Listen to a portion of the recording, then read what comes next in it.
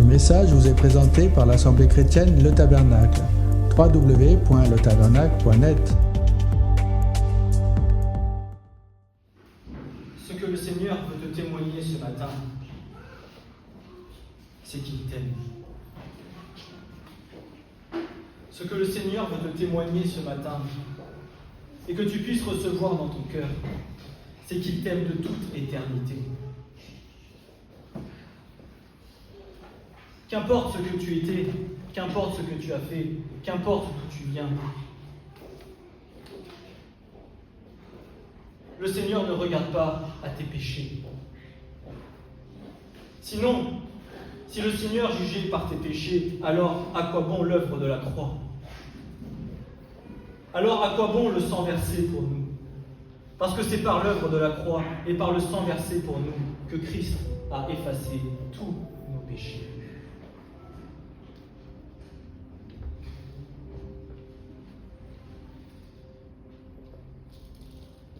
À quoi bon? Peut-être ne comprends-tu pas pourquoi tu es dans ce monde. À quoi bon peut-être ne comprends-tu pas ce que tu fais ici dans ce lieu. Mais ce que le Seigneur sait, c'est que lui, il le sait, et que toi, dans ton cœur, tu le sais pourquoi tu es ici.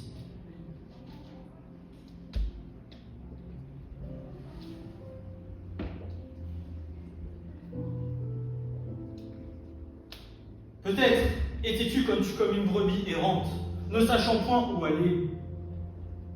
Mais le Seigneur Christ, le bon berger, est venu te chercher, a abandonné les 99 justes pour venir toi te chercher, parce qu'il t'aime, parce qu'il sait d'où tu viens, parce qu'il sait qui tu es, parce qu'il connaît tes faiblesses, parce qu'il connaît tes souffrances, parce qu'il sait ce dont tu as besoin.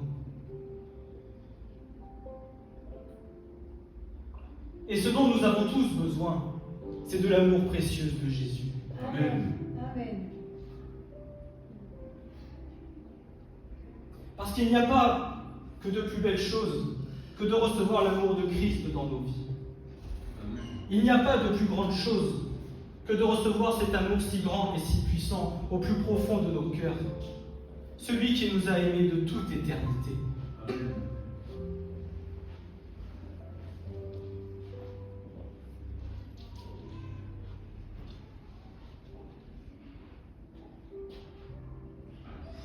Mais lorsque nous sommes des brebis, de quoi avons-nous besoin? De quoi a besoin un troupeau de brebis, si ce n'est que du bon berger?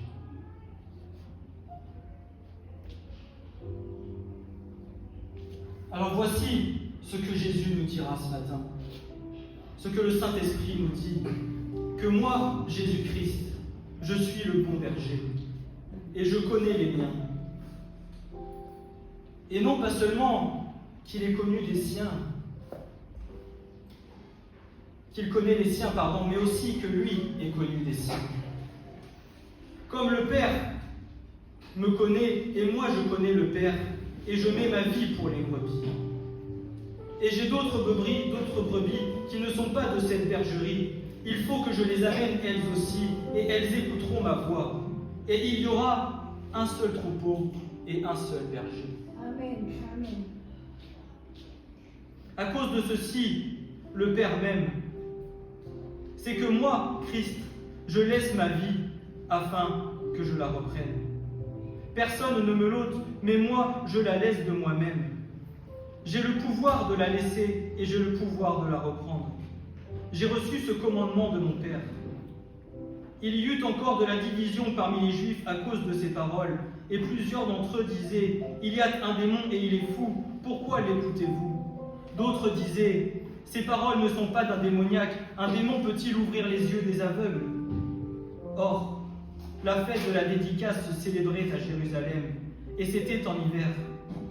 Et Jésus se promenait dans le temple au portique de Salomon. Les Juifs donc l'environnèrent et lui dirent « Jusqu'à quand tiens-tu notre âme en suspens? Si toi tu es le Christ, dis-le-nous franchement. » Jésus leur répondit « Je vous l'ai dit, et vous ne croyez pas. Les œuvres que moi j'ai faites au nom de mon Père, celles-ci rendent témoignage de moi, Mais vous, vous ne croyez pas, car vous n'êtes pas de mes brebis, comme je vous l'ai dit.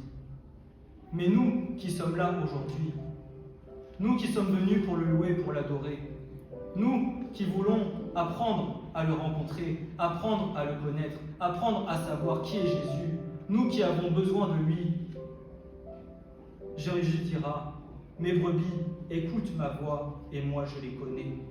Et elles me suivent et moi je leur donne la vie éternelle et elles ne périront jamais et personne ne les ravira de ma main. Mon Père qui me les a donnés est plus grand que tous et personne ne peut les ravir de la main de mon Père. Moi et le Père, nous sommes un. Amen. Amen. Moi et le Père, nous sommes un. Christ est un avec le Père et le Père est un avec son Fils. Et le Saint-Esprit est un avec le Père et le Fils. Et c'est aujourd'hui le Saint-Esprit qui vient nous rappeler toutes les paroles que Jésus a dites.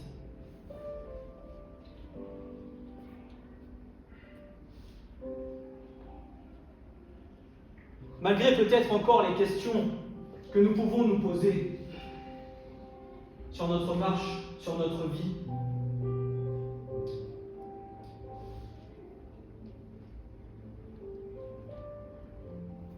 sache une chose, c'est que Jésus t'a aimé de toute éternité. Et c'est que Jésus a un plan pour ta vie. Jésus veut faire de grandes choses avec toi, que toi tu n'imagines pas, que toi tu ne penses peut-être pas, mais Christ, lui, a un plan pour toi. Un plan qui est comme tous ceux qu'il a accomplis, un plan qui est parfait.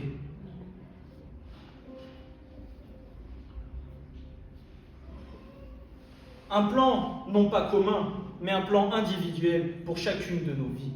Amen. Parce que nous avons tous une vie différente, nous avons tous une marche différente, nous avons tous, le Christ a tous un objectif différent à atteindre avec nous. Et ce qu'il veut accomplir avec toi, l'objectif qu'il a pour ta vie est parfait.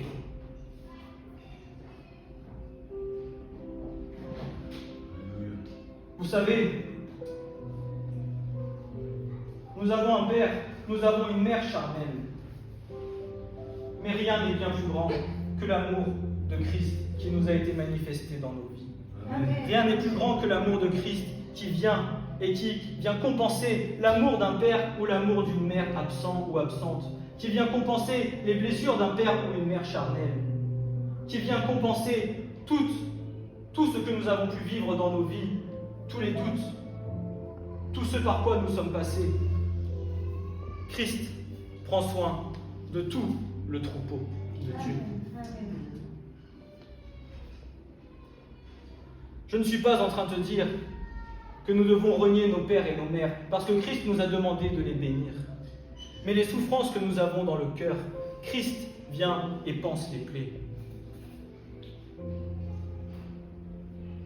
Vous savez, pour avoir travaillé avec des troupeaux, pour avoir vu des agriculteurs prendre soin du troupeau, sachez une chose, c'est que chaque brebis, chaque chèvre, chaque vache est précieux aux yeux de celui qui en prend soin. Le fermier, l'agriculteur, les connaît par cœur.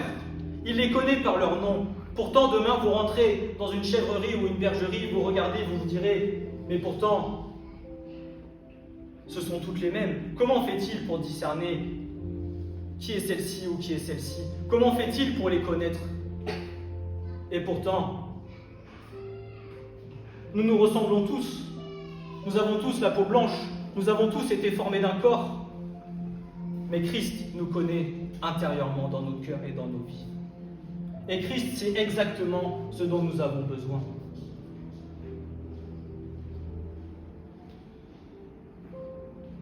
Et ce que Christ veut pour son troupeau, c'est qu'aucune brebis ne soit blessée. C'est qu'aucune brebis ne soit boiteuse. Mais c'est que chacune puisse avoir la santé nécessaire, puisse marcher comme elle se doit pour pouvoir atteindre l'objectif que Dieu a mis pour nous.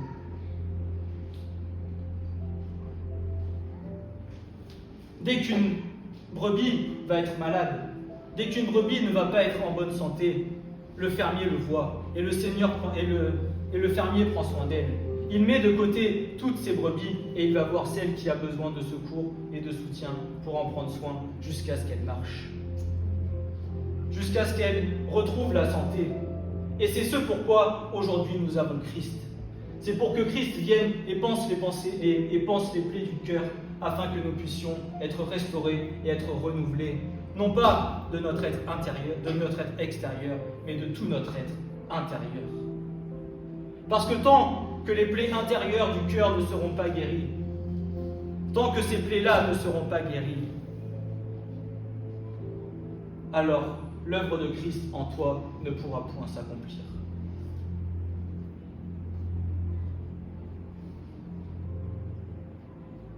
Son amour, bien plus grand que toute autre chose, viendra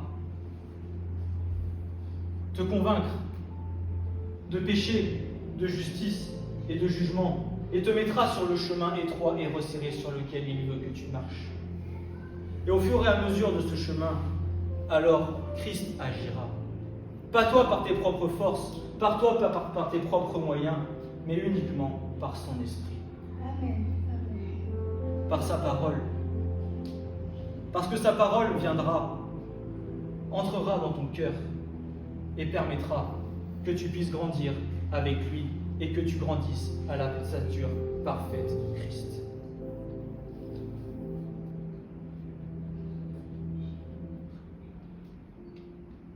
Christ a besoin de toi. Christ a besoin de moi. Christ a besoin de nous. Christ a besoin de chacun de ses enfants. Et si ce matin tu es là, ce n'est pas un hasard. Si tu es né dans cette génération, alors ce n'est pas un hasard.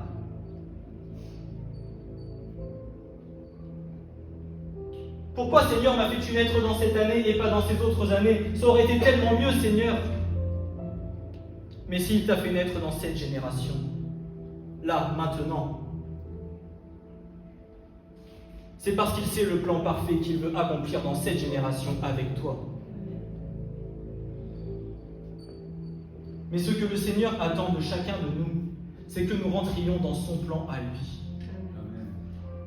Pas le plan que nous voulons nous, mais dans celui que lui a pour toi, ce que celui a pour moi.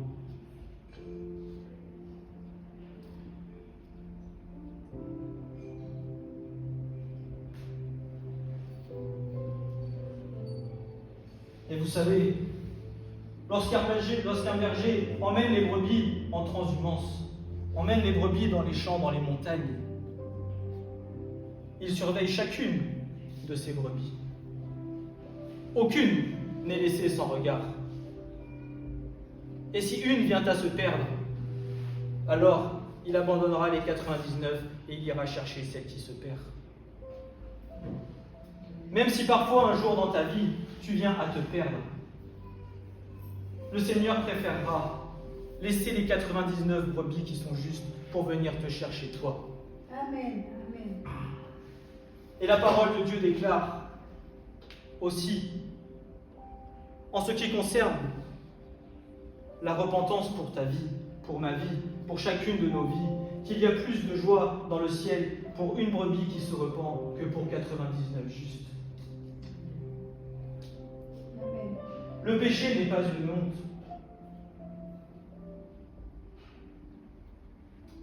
Lorsque tu es dans le monde et que tu es dans l'innocence, que tu ne connais pas qui est Christ, sache une chose, c'est qu'il n'y a pas de honte. Il n'y a pas de honte à avoir. Parce que tu es dans l'ignorance. Et la parole de Dieu déclare que Dieu ne prend pas compte des temps d'ignorance. Mais le Seigneur, par son sang, te pardonne, lave tes péchés et efface toute iniquité de ta vie.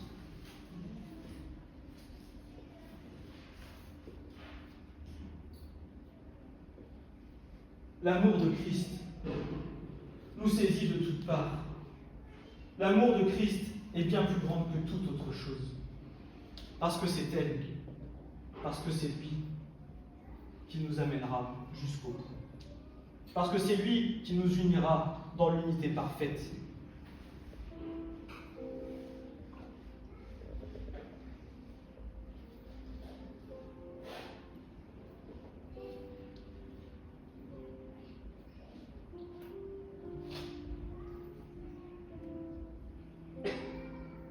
amour, ta puissance, ta présence jusqu'aux nues, Seigneur.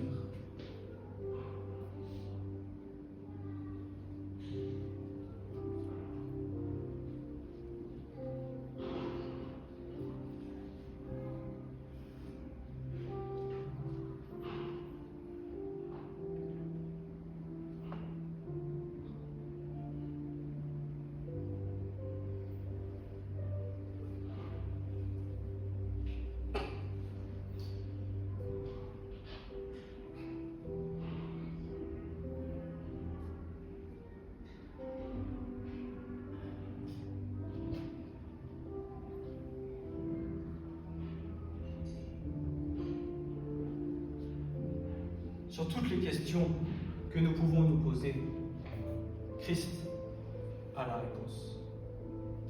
Vous savez pourquoi? Parce que Christ est la parole.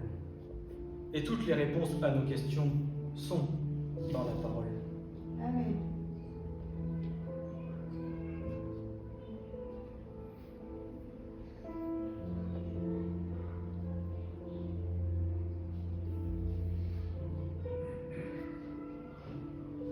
Si tu te poses des questions, va, cherche dans la parole.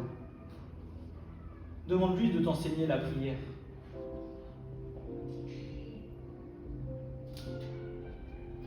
Parce que tout nous a été enseigné. Tu ne sais pas prier, alors la parole de Dieu déclare, dis cela, notre Père qui est aux cieux, que ton nom soit sanctifié, que ton règne vienne, et que ta volonté soit faite sur la terre comme au ciel. Seigneur, donne-nous aujourd'hui notre pain quotidien. Pardonne-nous nos offenses, comme nous pardonnons aussi à ceux qui nous ont offensés, mais délivre-nous du mal. Car c'est à toi qu'appartiennent le règne, la puissance et la gloire pour les siècles des siècles. Et la prière du Notre Père est puissante parce qu'elle résume tout ce dont un enfant de Dieu a besoin de demander au Père.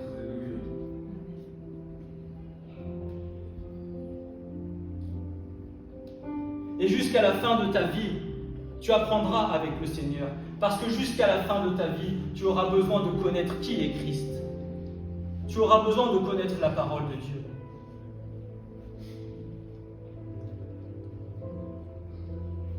Bien que Christ vive en nous, nous avons besoin d'apprendre à créer une relation de cœur à cœur avec lui. D'apprendre à connaître qui il est. Mais tout au long de nos vies, nous avons cet exercice quotidien à faire. Seigneur, je veux apprendre à te connaître. Seigneur, apprends-moi qui es-tu. Seigneur, merci de me nourrir chaque jour du pain quotidien. Le pain que tu trouveras dans ta panière sur la table, oui, certes, mais aussi la parole de vie. La parole qui va venir te remplir. La parole qui va venir te révéler. La parole qui va venir te faire monter en esprit vers le Seigneur.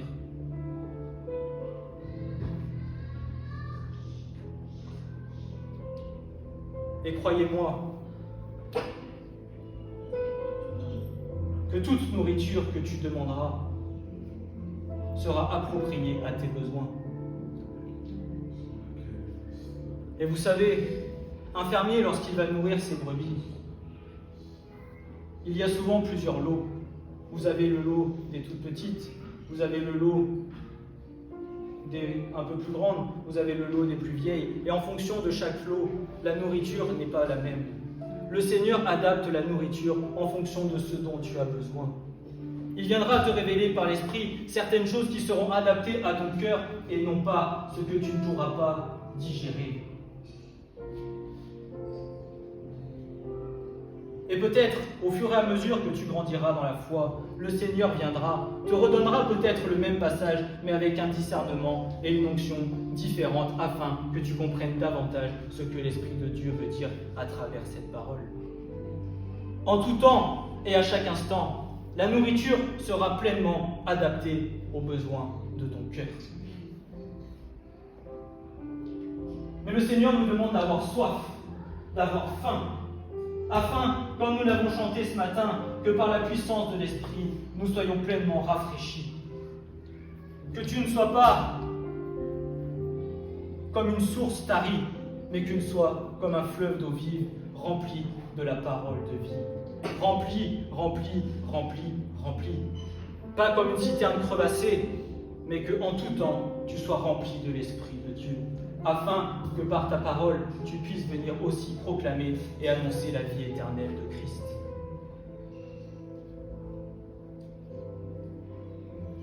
Et croyez-moi, frères et sœurs, que dans ces derniers temps, là, maintenant, les temps dans lesquels nous sommes, nous aurons besoin de rafraîchir les âmes. Parce que les âmes cherchent, parce que les âmes veulent connaître qui est Christ, parce que les âmes sont perdues, parce que les âmes ne savent pas où tourner de la tête. Elles cherchent la lumière et la lumière de Christ. Qui est-il si ce n'est l'Église? Nous sommes appelés à être la lumière de Christ sur la terre et à proclamer la parole de vie pour rassasier les âmes, pour restaurer, pour rafraîchir, pour encourager, pour renouveler.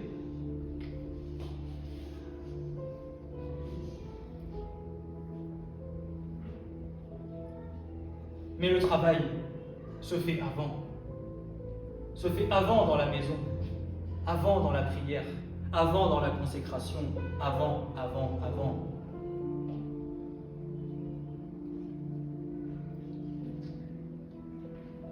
Les âmes qui sont dehors ont besoin.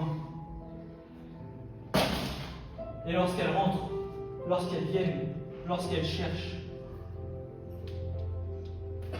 donnons-leur la force et l'amour que Christ, lui aussi, a su nous témoigner lorsque nous sommes venus à lui.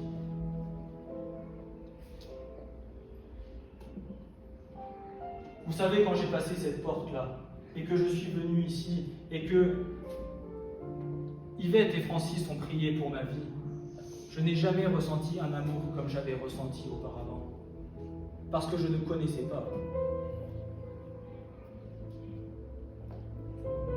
Peut-être mon père et ma mère m'aimaient à leur façon du monde, mais l'amour que Christ a su me donner n'a pas été le même. Et c'est pour cela qu'aujourd'hui, je vous explique et je vous dis, oui, nous avons un père et une mère charnels, mais le plus grand amour que nous pouvons recevoir, c'est l'amour de Christ. Mes enfants, aujourd'hui, ont un père et une mère. Par la grâce de Dieu, nous sommes à Christ, mais je sais une chose, c'est que même là, Christ ne pourra pas leur donner un plus grand amour que ce que nous pouvons nous leur donner.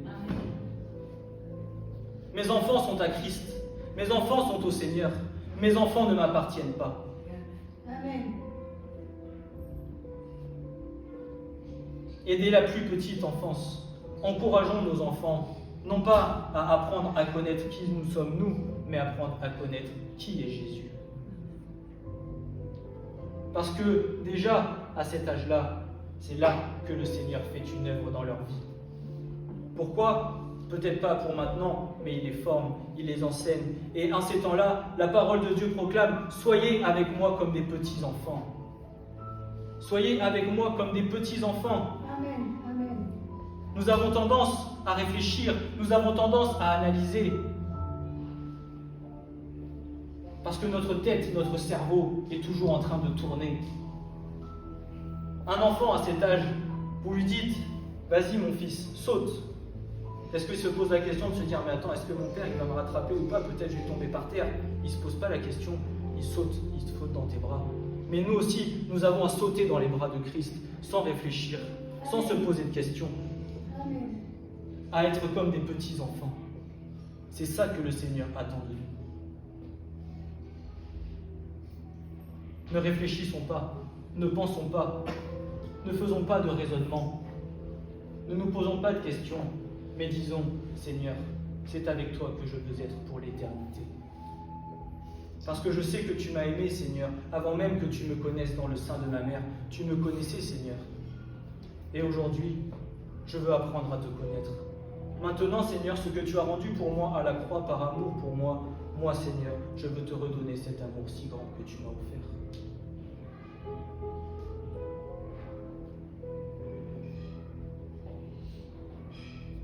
Annonçons qui est Jésus. Soyons la lumière du monde. afin qu'un maximum puisse être sauvé.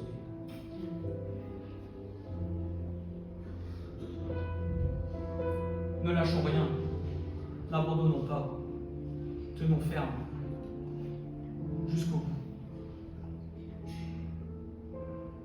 Et la gloire de tout ce que nous ferons ne revient qu'à Christ. Amen.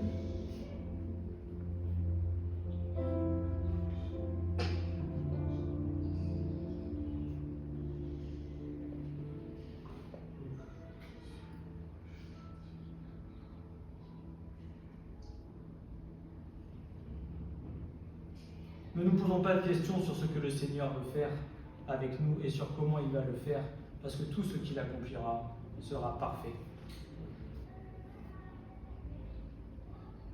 Comme tout ce qu'il a accompli.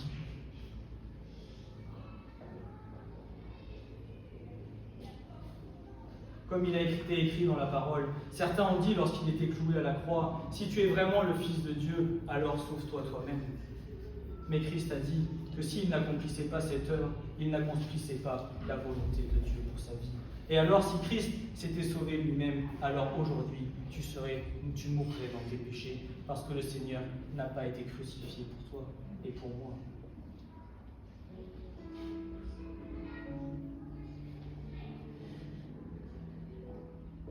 Alors, ayons foi en l'amour de Christ. Ayons foi en l'amour de ce qu'il nous a promis. Ayons foi en tout ce qu'il va faire avec nous, parce que tout ce qu'il va accomplir est parfait. Amen. Amen. Amen.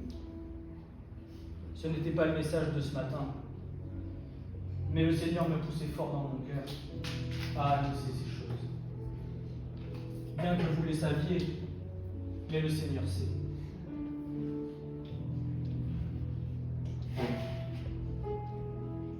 Quels que soient les combats, quelles que soient les épreuves,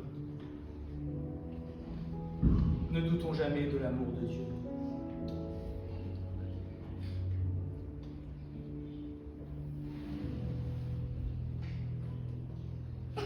Et si tu es une toute jeune brebis, ne t'inquiète pas, le Seigneur te donnera le lait pour que tu puisses venir être nourri et pouvoir grandir. Le lait spirituel dont tu as besoin afin de faire de toi une belle brebis pure, sans tache et sans ride. Amen. Amen. Amen. Ce message vous a été présenté par l'Assemblée chrétienne Le Tabernacle. www.letabernacle.net